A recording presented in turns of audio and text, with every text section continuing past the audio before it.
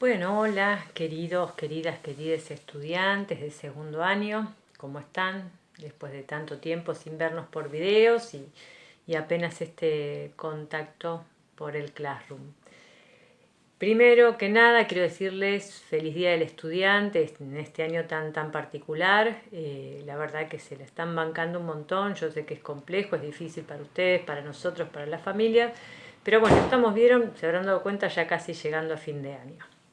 Bien, la idea de mandarles este video hoy es poder hacer una síntesis de lo que vimos en las últimas 4 clases, que estábamos viendo desde lo que fue la conquista del continente americano, porque nosotros conocimos qué pasaba en Europa, cuál era la situación en Europa a fines del siglo XVI, a fines del siglo XV, principios del XVI, y vimos qué sucedía en ese mismo momento en América con las civilizaciones precolombinas. Después vimos el periodo de conquista, esos 60 años que van más o menos desde que llega Colón, que desembarca en Santo Domingo, en lo que sería toda la parte insular de islas del Caribe, en 1492 hasta 1560, que es con la llegada de un virrey de apellido Toledo, que lo envía justamente la autoridad máxima en ese momento en España, con el objetivo de venir y tener un control fuerte de la administración de las colonias españolas en América. ¿Por qué? Porque en esos 68 años que había transcurrido todo el periodo de conquista, había sido muy desorganizado el saqueo que se estaba estableciendo con el territorio americano, es decir, la explotación y extracción de metales, explotando mano de obra nativa y todo eso que iba para Europa, había sido muy desorganizado para la corona española, cosa que era desorganizado para ellos, pero a nosotros nos costó cientos de miles de pueblos originarios muertos, de gente proveniente de pueblos originarios fallecidos. A partir de 1560, con la organización fuerte, la organización administrativa del Virreinato del Perú y con un virreinato ya funcionando en lo que hoy es México, que era el Virreinato de Nueva España, podemos decir que empieza el periodo fuerte de colonización. Y colonización entendida como, de alguna manera, la llegada de una cultura externa y el sometimiento de la cultura nativa a esa cultura que viene de afuera, ¿no? El periodo de colonización, es decir, ya conquisté, ya empezó el saqueo, ahora lo organizo y lo organizo de forma muy ordenada y en el tiempo va más o menos de 1560 hasta 1810, que empiezan en América, primero en México y inmediatamente en el Virreinato de Río de la Plata, que sería Buenos Aires, esta idea de separación de España, que después ya vamos a llegar a ese tema, que es uno de los últimos temas de este año. Entonces es un periodo que dura 250 años aproximadamente, donde lo que ustedes fueron viendo con los videos que yo fui mandando, que son muy para niños, pero son muy explicativos, es cómo se da eh, esa conquista de territorio.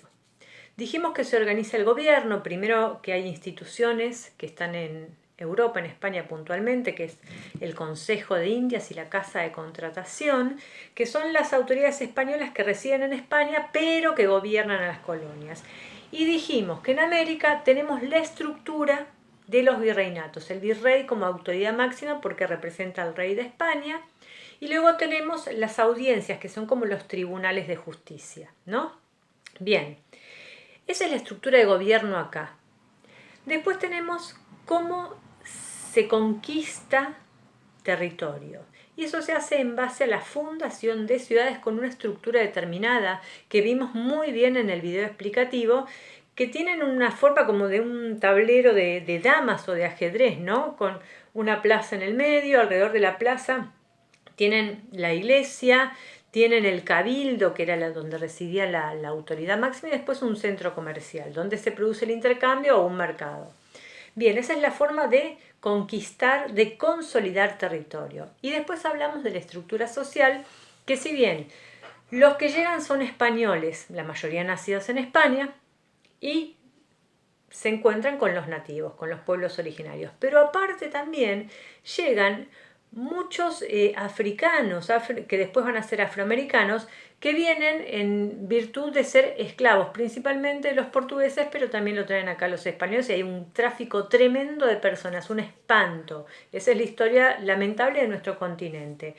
Entonces, producto de la convivencia no pacífica, y ahora vamos a ver por qué, entre españoles caucásicos, blancos, digamos, africanos y pueblos originarios, es que se va a dar un proceso de mestizaje entre estas distintas etnias, que lamentablemente ese proceso de mestizaje no es producto de la buena convivencia entre cada uno de estos grupos étnicos, sino generalmente es producto de abusos y violaciones por parte, sobre todo de los españoles, a las africanas, que ya estaban viviendo acá, o a las mujeres de los pueblos originarios. Entonces, la sociedad colonial va a tener un grupo muy pequeño de españoles nacidos en España blancos.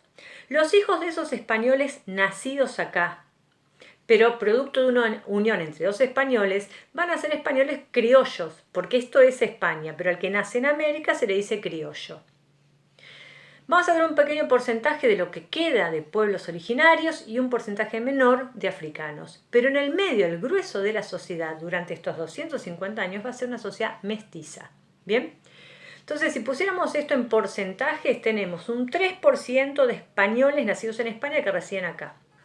Un 6-7% de criollos, que son españoles nacidos en América. Un 70% de mestizos, 15% nativos y un 5% apenas de negros esclavos. Bien, así se conforma la sociedad colonial completa. También hay una gran diferencia en cuanto a los derechos que tienen toda la sociedad. Nadie goza de derechos excepto los blancos, nada más que ellos. Los negros, esclavos, africanos son esclavos, justamente no tienen derechos.